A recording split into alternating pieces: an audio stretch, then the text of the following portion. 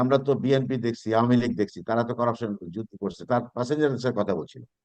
এবার জামাতকে দেখতে হবে। সত্যিকার অর্থে পলিটিশিয়ানরা আমাদেরকে এমন কিছু উপহার দিতে পারে নাই যে যার জন্য আজকে আমরা তাদেরকে বিশ্বাস করতে পারি। সে সত্যিকার অর্থে বলছে যে আমরা তো বিএনপি দেখছি, আওয়ামী লীগ দেখছি, তারা তো করাপশন যুদ্ধ করছে, তার প্যাসেঞ্জারের কথা বলছিল। এবার জামাতকে দেখতে হবে। জুলাইয়ের যে স্পিরিটটা ছিল সাম্য, মানবতা এবং ন্যায়ের লড়াই। আমরা গত 1.5 বছর বা 1 বছর 4-5 মাসে সত্যিকার অর্থে আমি যদি বলি দৃশ্যমান কিছু পাই নাই। কিছু পাই নাই বলবো না, কিছু পেয়েছি, বাট যেগুলো পেয়েছি, যেরকম এক্সপেকটেশন যেটা ছিল সাধারণ জনগণের, পারসেপশন যদি বলি, আমরা মানুষের সাথে কথা বলি, দেখি, হ্যাঁ, কিন্তু পারসেপশন হচ্ছে যে মানুষ কিন্তু খুব একটা ইনিশিয়ালি যেভাবে ছিল সেই সাইডে এখন নাই। তাদের অনেক এক্সপেকটেশন ছিল, এক্সপেকটেশন হয়তো বা 100-এ, আমি জানি না কত পার্সেন্ট বলবো, বলা ঠিক হবে কিনা, এটা তৈরি হয় নাই। হাউএভার, যদি আমরা বলি ইলেকশনের কথা, election is one of the factors of the democracy, no doubt in it, এটা সন্দেহ নেই। বাট সত্যিকার অর্থে আমরা ইলেকশনটা করার পরে আমরা কি আশা করব? আমরা আশা করব গত 16-17 বছরে ফ্যাসিস্ট গভর্নমেন্ট যে কাজগুলো করেছিল, যেগুলোর জন্য তাদেরকে এভাবে চলে যেতে হয়েছে, সম্ভবত বিশ্বের ইতিহাসে, পৃথিবীর ইতিহাসে কোনো দেশে এরকম হয়েছে কিনা জানি না, যেখানে দেশের হেড অফ দি গভর্নমেন্ট, প্রধানমন্ত্রী সহ পুরো মিনিস্টার্স, পার্লামেন্ট মেম্বার্স, তারপরে আমরা যদি বলি আহ, প্রধান মসজিদের ইমাম, বিচারপতি, হ্যাঁ, সেনাবাহিনীর লেফটেন্যান্ট জেনারেল, হ্যাঁ, সেনাবাহিনীর মেজর জেনারেল, এটা কিন্তু ইতিহাসে নাই যেভাবে পালিয়ে হুম গেছে। হ্যাঁ, আমার মনে হয় না পৃথিবীর, আমি জানি না এখানে আজকে যারা আছেন আপনারা এরকম বলতে পারবেন কিনা। তো হুম এরকম একটা নজির যে সৃষ্টি করলো বাংলাদেশ, এবং কেন করলো, এটা আমাদের বুঝতে হবে। বিকজ তারা এমন কিছু করেছে 16-17 বছরে। তারা যে শুধু ইলেকশন দেয় নাই তা না, হুম ইলেকশনে মানুষের ভোটাধিকার একটা জিনিস, এটা একটা ওয়ান আসপেক্ট, বাট তারপরে যে কতগুলো আসপেক্ট থাকে, স্পেশালি আমি যদি বলি, আজকে যদি বাংলাদেশের রাষ্ট্রীয় প্রতিষ্ঠান, একটা হচ্ছে স্টেট, একটা গভর্নমেন্ট, আমাদের বুঝতে হবে হুম রাষ্ট্রীয় যে প্রতিষ্ঠানগুলো, রাষ্ট্রীয় প্রতিষ্ঠান, রাষ্ট্র থেকে যাবে, সরকার পরিবর্তন হবে, হ্যাঁ, রাষ্ট্রের যে প্রতিষ্ঠানগুলো, এই প্রতিষ্ঠানগুলোকে কিন্তু আস্তে আস্তে ধ্বংস করে দিচ্ছে।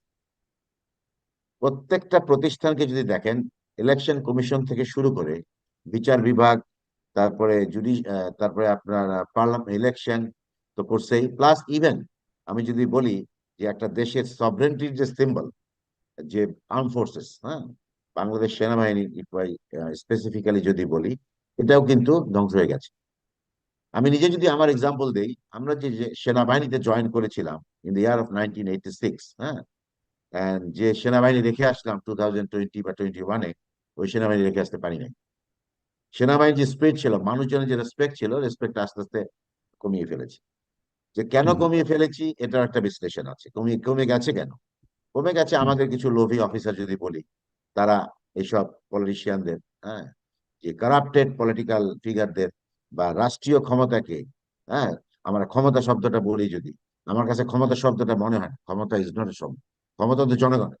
আমরা যারা দায়িত্বে থাকবে, যে গভর্নমেন্ট, সেই গভর্নমেন্ট তাদেরকে যেভাবে ব্যবহার করেছে 16-17 বছর, এবং আমাদের কিছু অফিসার এটার সাথে একমত হয়েছে। তো এই বিষয়গুলোর জন্য সেনাবাহিনী কিন্তু আজকে মানুষজনের রেসপেক্টটা হারিয়ে ফেলেছে। তো এনিওয়ে, আমি এখন আমরা যদি বলি যে আমরা সত্যিকার অর্থে যে আশা করব, যে হুম আহ, আশা করতে তো অসুবিধা নেই, আশা করব যে একটা ইলেকশনের তাফসিল ঘোষণা হবে, একটা হুম সুষ্ঠু ভালো পরিবেশে ইলেকশন হবে, প্রত্যেকে যেন তাদের ইলেকশন দিতে, ইলেকশনে অংশগ্রহণ করতে, ভোটাধিকার প্রয়োগ করতে যেন ভয় না পায়, এবং কেউ যেন বাধাগ্রস্ত না করে। আইন শৃঙ্খলা বাহিনী যারা দায়িত্বে থাকবে, তারা যেন সঠিকভাবে তাদের দায়িত্বটা পালন করে, কোনো বায়াসনেস যেন না থাকে। মানুষজন গ্রাম থেকে শহর থেকে সকলে যেন ভোট কেন্দ্রে যেতে পারে, সুন্দরভাবে ইলেকশন দিতে, vote vote vote vote vote দিতে পারে এবং ব্যাক করতে পারে, এবং সুষ্ঠুভাবে নির্বাচনের যে রেজাল্ট গণনা, এটা যেন গণনা হুম সুন্দরভাবে হয়, ফলাফলটা হয়, এবং পরস্পর পরস্পরের প্রতি একটা সম্মানবোধ যেন থাকে, রেসপেক্ট যেন থাকে।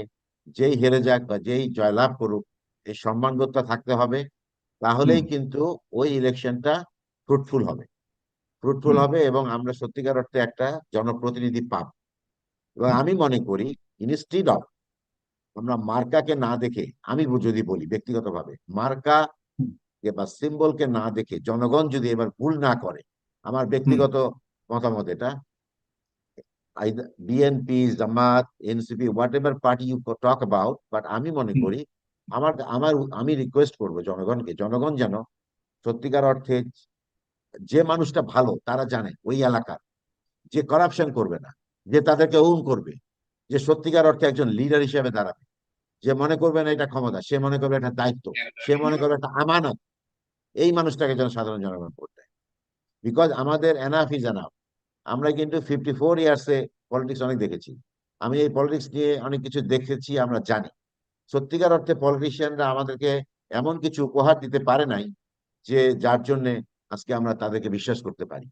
আমি হুম, সেদিন একটা কথা বলি, আমি সেদিন ঢাকায় আসছিলাম এক গাড়িতে করে, আমার গাড়িতে করে আসছিলাম, পাশে একটা সিএনজি ছিল, জ্যামের মধ্যে দাঁড়িয়েছিলাম। হুম, সিএনজি ড্রাইভার খুব জোরে জোরে কথা বলছে, তা আমার গাড়ির ভিতরে শব্দটা আসছে। সে সত্যিকার অর্থে বলছে যে আমরা তো বিএনপি দেখছি, আওয়ামী লীগ দেখছি, তারা তো কারাপশন যুদ্ধ করছে, তার প্যাসেঞ্জারের সাথে কথা বলছিল। এবার জামাতকে দেখতে হবে। হ্যাঁ, এবং সে বলতেছিল, সত্যিকার, আমি আমি একদম অ্যাকচুয়াল ঘটনা বলতে, সে বলতে জামাত কিন্তু কারাপশনে যাবে না। হ্যাঁ, কারাপশন করলে অনেক কমে যাবে। তা আমি তখন শুনলাম, শুনে আমি তার কথাটা শুনলাম, তার সাথে কথা বললাম। কারণ সে এই ড্রাইভার, সে অনেক জোরে জোরে কথা বলছে এবং খুবই একটা স্পিড নিয়ে কথা বলছে। তা আমার কাছে তখন মনে হলো মানুষজন ইলেকশন নিয়ে এখন উৎফুল্ল আছে, উৎসাহ আছে, এবং তাদের মধ্যে আলোচনা হচ্ছে যে হুম। কারা কি করছে। এবং আমি এটা কিন্তু দিয়ে আপনি বোঝাতে চাচ্ছি বলছেন অ্যাওয়ারনেসটা জামাতের কথা ক্রিয়েট বলছেন, হচ্ছে। কিন্তু কিন্তু জরিপগুলো তো জামাতের কথা বলছে না, জরিপগুলো তো বলছে বিএনপির কথা। জরিপটা মানে জরিপগুলো বলতে আমি যদি কিভাবে প্রথম হয়? আলোর কথা বলি। হ্যাঁ, হ্যাঁ, সাইফুল সাগর ভাই, জরিপটা কিভাবে হয়? স্যাম্পলিং হয়। এখন হুম, স্যাম্পলিংটা কোথায় স্যাম্পলিং করেছে, করে তো কিভাবে স্যাম্পলিং করেছে? করেই তো করেছে জরিপ। স্যাম্পলিংটা, এটা তো লোকেশন, তাই না? লোকেশন হুম, নিশ্চয়ই, আমি জানি না এই জরিপের, আমি স্ট্যাটিস এইটা জানি না, টোটাল প্রসেসটা কিভাবে করেছে জরিপটা, ওইটা আমি জানি না, বাট জরিপের ফলাফলটা বাই দি ভাই শুনেছি বা পড়েছি। হুম, সেই পার্সপেক্টিভে আমি জামাতের কথা বলছি না, আমি বলছি মানুষজন কিন্তু, আমি এটা দিয়ে বোঝাতে চাচ্ছি, পিপুল আর অ্যাওয়্যার, মানুষ সচেতন হচ্ছে কিন্তু, ইটস এ মানুষ গুড সিম্বল। পরিবর্তন চায়, এটাই বোঝাতে চাচ্ছি। পরিবর্তন চায়, পরিবর্তন চায়, এবং তারা কিন্তু সচেতন হচ্ছে, অ্যাওয়্যার হচ্ছে যে আমরা আমাদেরকে তো এরা অনেক ফাঁকি দিয়েছে, এই হুম, পলিটিক্যাল লিডাররা আমাদেরকে অনেক ফাঁকি দিয়েছে। তারা ভোটের আগে সুন্দর সুন্দর কথা বলে, ভোট করার পরে ইলেকশন করে যখন জয়লাভ করে, যেভাবে জয়লাভ করুক, দুর্নীতি করে করুক আর যেভাবে করুক, তারা তো ভুলে যায় মানুষকে, তখন তো তারা রাজা হয়ে যায়, আর আপনার হুম, সাধারণ জনগণ হয়ে যায় দাস চাকর। বিকজ তাদের দ্বারে দ্বারে ঘুরতে হয়, তারা তো তাদেরকে ওন করে না। হুম, আমরা কি দেখলাম 54-5 ইয়ার্সে? এখন এই চেতনা, এই যে আমরা স্পিড জুলাই, এই স্পিডটা নিয়ে আমাদের সামনে আগাতে হবে। হুম, মানুষজনকে সম্মানবোধ থাকতে হবে, রেসপেক্ট থাকতে হবে। ঠিক আছে, আপনি হুম, তো সুদূর কানাডা থেকে লাইভ করছেন, তাই না? আপনি হুম, কানাডায় মানুষজনকে দেখেন না, they are not Muslim, but they are practising Muslim. Exactly. ইসলামের যে চেতনা, পবিত্র কোরআন শরীফে যে কথাগুলো বলা আছে, হুম, হিউম্যানিটি অ্যাসপেক্ট, মানবতার কথা, এই মানবতা আপনি বাংলাদেশে কতটুকু পান? 90% of the Quran have talked about মানবতা। তোমরা এতিমকে ঠকাইও না, মানুষের হক মেরো না, তোমরা দান খয়রাত করো, ঠিক আছে, তোমরা বিভেদ সৃষ্টি করো না, নিজেদের মধ্যে কলহ করো না, হ্যাঁ, কাকেও মানে ফলস স্টেটমেন্ট দিও না, মিথ্যা বলো না, সত্যের সাথে মিথ্যা কারো মিশ্রিত করো ক্ষতি না, করো না, কারো সবকিছুই। ক্ষতি করো না। হ্যাঁ, এসব বারে বারে কিন্তু কোরআন শরীফে, পবিত্র কোরআনে বলা হচ্ছে। Hmm. These are the spirit of the human, মানবতা। এই আপনি কিন্তু তো এগুলি ক্যানাডার কানাডাতে মানুষের সাথে মানছে, মিশছেন, বাংলাদেশে মানছে না। You see the people of Canada, mister Sagar ভাই, and hmm, you see the people of Bangladesh. হ্যাঁ, সো আমাদের এই জিনিসটা কবে হবে? আমার দুঃখ হয় এই জায়গায় যে আমার তো বয়স হয়ে গেছে ভাই, রিটায়ার করেছি। আমি জানি না আল্লাহ তাআলা কবে নিয়ে যাবে, বিকজ আপনার, আমি তো, এটা তো আর সিরিয়াল ওয়াইজ মরে না, কখন মরতে পারি। বাট আমি কি আমার এই দেশে দেখে যাব? আমি তো ভাই সেনাবাহিনীতে জয়েন করছিলাম, honestly speaking, because of the dignity, because of the, আমি সত্যিকার অর্থে দেশে যে কাজ করতে পারবো, করছি, বিদেশে যে বাংলাদেশের মুখ উজ্জ্বল করছি, আমাকে দেখে বিদেশিরা বলছে আপনি বাংলাদেশ। হ্যাঁ, এনিওয়ে, আমার দুঃখ এই জায়গায় যে আমার এই দেশকে আমরা যে আমাদের পজিশন থেকে, প্রত্যেক প্ল্যাটফর্ম থেকে যদি সত্যিকার অর্থে ভালোবাসি, প্রত্যেকের প্ল্যাটফর্ম থেকে কাজ করতে হবে। এবং হুম, কেউ দেখুক বা না দেখুক, সুপারভাইজড হন বা না হন, but you do your job. If you really believe in Islam, if you really, আমাদের যদি রিলিজিয়ান থাকে, তাহলে you have to hmm, understand that almighty Allah will give you return at the due course of time. এইটাই হচ্ছে আমার কথা, যে আমি আসলে চাই যে মানুষজন একটা সিকিউর লাইফে থাকুক, মানুষজন হুম। রেসপেক্ট পাক, এবং এমন একটা পরিবর্তন আসুক। হ্যাঁ, আমি জানি অলওয়েজ ফাইন মর্নিং এটা আসবে না, it will take a long time, but there should be start point of it. একটা স্টার্ট পয়েন্ট না থাকলে তো এটা স্টার্ট করবে না। If you can not run, you walk. If you can not walk, if you crawl, একটা কথা আছে। আমি দৌড়াতে না পারি, আমরা হাঁটি, হেঁটে হেঁটে যাই। আমরা হাঁটতে না পারি, আমরা ক্রল করে হামাগুড়ি দিয়ে আগাই, দেশটাকে উন্নত হোক। বাট এই সাইনটা পাইতে হবে যে আমি স্টার্ট করেছি। তার মানে আপনি সেই সিম্বল আই নিড। ভোটের একটা পরিবেশ সামনে দেখতে পাচ্ছেন, এবং সেদিকে এগিয়ে গেলে মানুষ তার ম্যান্ডেটের মাধ্যমে আপনি পরিবর্তন ঘটানো সম্ভব বলে মনে করছেন, এবং এই পরিস্থিতি বর্তমানে বিরাজ করছে বলে আপনি বিশ্বাস করছেন। আমি মনে করি যে সত্যিকার অর্থে যদি রেসপেক্ট থাকে, এবং আমাদের পলিটিক্যাল পার্টিরা হচ্ছে main stakeholder, hmm. They are the main stakeholders. তা নির্বাচন হওয়া না হওয়া তারা নিয়ে যদি, যেসব সংশয় চ্যালেঞ্জ এর কথা শুনছিলাম, সেসব ব্যাপারে আপনার কোনো মতামত আছে কিনা, একজন নিরাপত্তা বিশ্লেষক হিসেবে, একজন রাজনৈতিক বিশ্লেষক হিসেবে? সংশয় চ্যালেঞ্জ তো অবশ্যই থাকবে, এটা তো আপনি ইউ ক্যান নট অমিট ইট, হ্যাঁ, এটা থাকবে। বাট এটা, হুম। সরি, এটাকে ওভারকাম করতে পারবে একমাত্র লিডারশিপ, নেতৃত্ব। হুম।